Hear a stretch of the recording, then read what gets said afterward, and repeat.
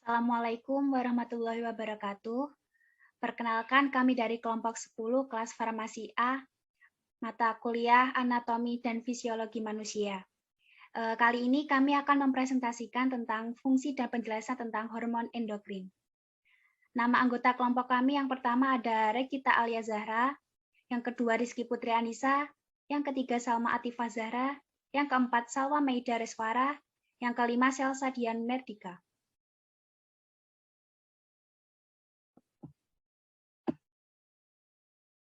Yang pertama adalah gastrin. Pengertian. Gastrin adalah hormon pencernaan yang dihasilkan sel G pada lapisan lambung dan bagian atas usus halus. Sel gastrin terletak dalam antrum pylorus. Hormon ini merangsang pelepasan asam lambung untuk mencegah protein dan membunuh kuman pada makanan. Sekresi hormon dipicu oleh keberadaan peptida yang menstimulasi keluarnya asam lambung dan membantu pergerakan bolus sepanjang saluran pencernaan. Hormon ini ditangkap oleh reseptor saluran pencernaan yang memicu dilepaskannya ion hidrogen, sehingga membuat kondisi pencernaan menjadi asam.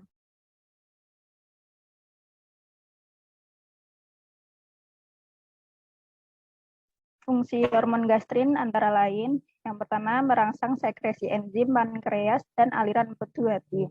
Yang kedua, efek konstriksi pada ujung bawah esofagus untuk mencegah terjadinya refluks isi lambung dalam esofagus.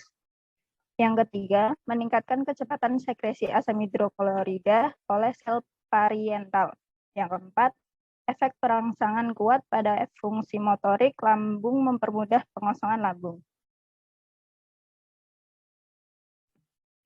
Yang kedua yaitu ada hormon renin. Renin termasuk protein protease, aspartat, dan suatu enzim yang disekresikan oleh ginjal ke sirkulasi dalam merespon hipotensi renal dan hipotanermia.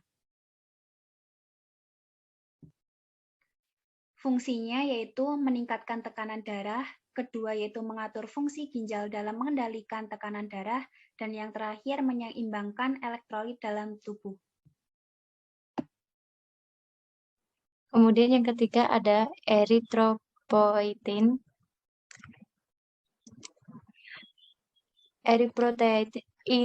Eritropoietin atau EPO adalah hormon glikoprotein dan regulator utama produksi eritrosit sebagai respon terhadap penurunan oksigenasi jaringan. Eritropoietin diproduksi terutama oleh ginjal dan sebagian kecil diproduksi di hati.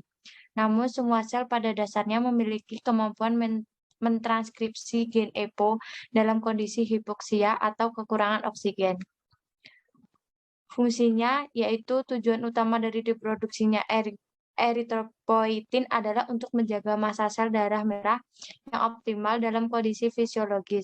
Eritropoietin yang diproduksi di ginjal berfungsi sebagai pengatur produksi sel darah merah pada keadaan normoksia atau tingkat oksigen normal. Eritropoietin yang diproduksi di hati terlibat dalam produksi sel darah merah pada janin atau orang dewasa dalam keadaan hipoksia atau kekurangan oksigen.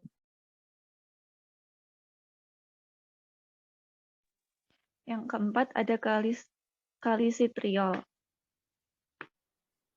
Kalisitriol merupakan hormon pleitrofik jenis vitamin D yang banyak digunakan untuk mengobati berbagai penyakit tulang, seperti osteodystrofi ginjal, pelemahan tulang akibat penurunan fungsi ginjal, dan osteoporosis. Hormon ini merupakan bentuk aktif vitamin D setelah proses konversi oleh ginjal terhadap kalsidiol yang diekskresi oleh hati dengan katalis berupa sitokrom P450 hidroksilase 1 alfa.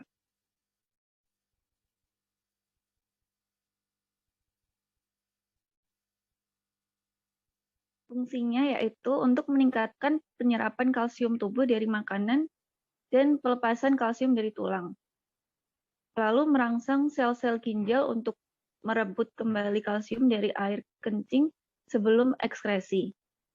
Menurunkan kadar kalsium dalam darah, dan yang terakhir meningkatkan kadar kalsium dan fosfat dalam plasma supaya keadaan mineralisasi tulang tetap terjamin. Yang kelima ada atrial natriuretic peptide atau ANP. Atrial natriuretic peptide atau ANP adalah hormon yang disekresikan dari atrium kanan sebagai respon terhadap regangan atrium akibat hipervolemia serta sebagai respon terhadap hipertensi. ANP sebagian besar diproduksi oleh kardiomiosit.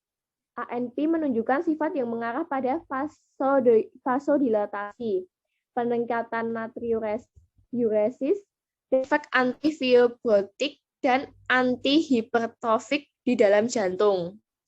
Fungsi dari ANP yaitu yang pertama, sebagai hormon yang berperan penting dalam mengatur keseimbangan natrium dan air. Yang kedua, sebagai hormon yang berperan penting dalam mengatur keseimbangan darah dan tekanan arteri. Dan yang ketiga, meningkatkan volume darah yang ditandai dengan meningkatnya regangan dan tekanan di daerah natrium. Yang keenam ada leptin. Leptin merupakan suatu protein produk bagian obesitas atau OB dengan berat molekul 16 kDa yang disintesis terutama oleh jaringan adiposa. Leptin bekerja pada susunan saraf pusat atau SSP untuk menurunkan berat badan dengan cara menurunkan asupan makanan dan meningkatkan metabolisme. Leptin merupakan molekul bersifat pleiotropik, yaitu berperan sebagai regulator energi, mengatur fungsi endokrin dan imunitas. Fungsi dari leptin yang utama yaitu menyediakan sinyal simpanan energi yang ada dalam tubuh pada sistem saraf pusat sehingga otak dapat melakukan penyesuaian yang dibutuhkan untuk menyeimbangkan asupan energi dan pengeluaran.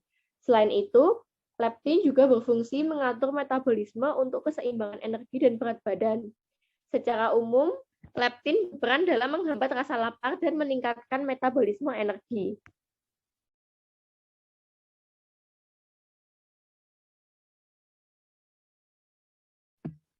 Sekian presentasi dari kelompok kami. Bila ada kesalahannya mohon dimaafkan. Bila ada pertanyaan silahkan ditulis di Google Docs yang telah disediakan oleh Ibu Yosi. Terima kasih. Wassalamualaikum warahmatullahi wabarakatuh.